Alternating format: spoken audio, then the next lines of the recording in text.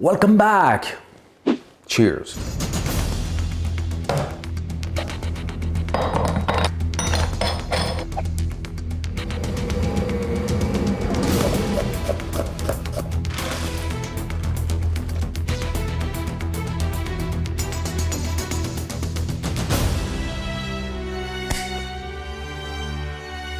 You know, for those who don't like pork, I feel sorry for you. But for those who love it, alors, vive les cochons et les cochonnes.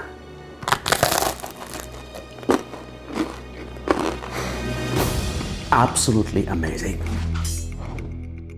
Pour commencer, I am going to marinate my liver with salt, cayenne, pepper, and Armagnac for at least 2 hours, best 24 hours. Not to mention that livers should be cleaned before being used. Next, I'm gonna cut the pork shoulder and pork belly into chunks that will fit the meat grinder.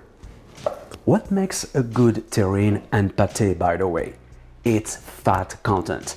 The last thing you want is to end up with something dry. That's why pork is the #1 choice. In charcuterie, pâté, terrine, sausage, whatever you want to do, it will succeed. Although duck, chicken and game are often used, yet the pork is never too far. So let's grind the marinated livers first. It looks kind of gross, but hey, we are cooking here. And you're lucky because we don't have to kill the pig.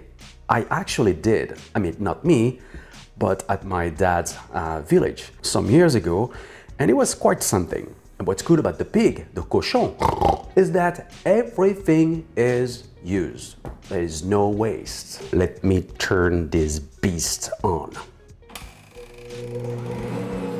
Just a friendly reminder, when you cook and bake, you should not wear any jewelries. Don't even try to copy these ladies on Food Network showing off their expensive diamonds. I mean, think twice. If you drop one of these, your engagement ring, your Rolex into the grinder, you might get upset. Chill force meat, and now I'm gonna mince some shallots and cook them down for 10 minutes on low using butter or duck fat, and transfer onto a frozen plate. Add shallots to the force meat, which means, by the way, farce, stuffing. Mix well using your hand, add heavy cream and pistachios.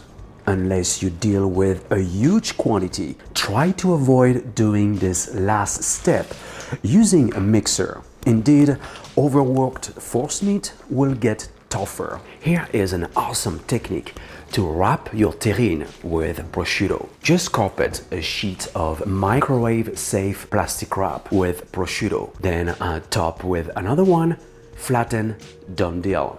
In order for the prosciutto to stick inside the mold, just moisturize it with a sponge. By the way, I am using a yule log silicone mold, but feel free to use a traditional terrine mold. Remove top plastic wrap and stuff with the force meat.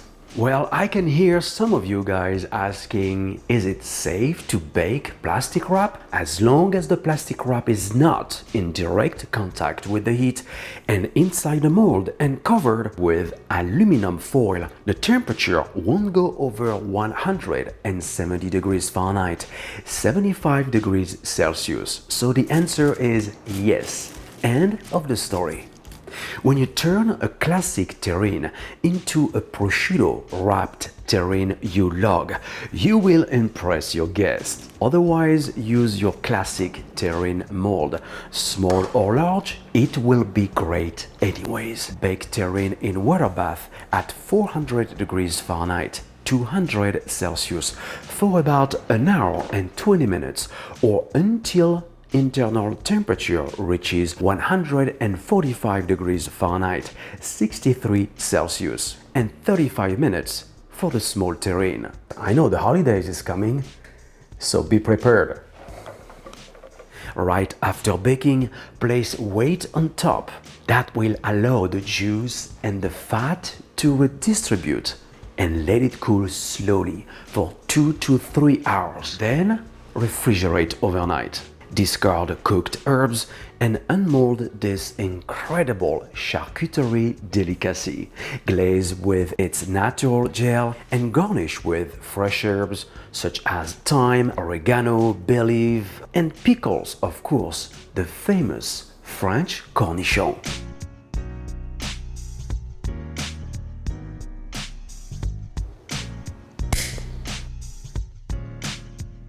So what became a traditional ending in my cooking show is to taste what I just did.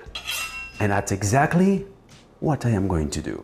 I hope guys you have enjoyed this stunning Terrine episode. To get the full recipe, go to brunoskitchen.net.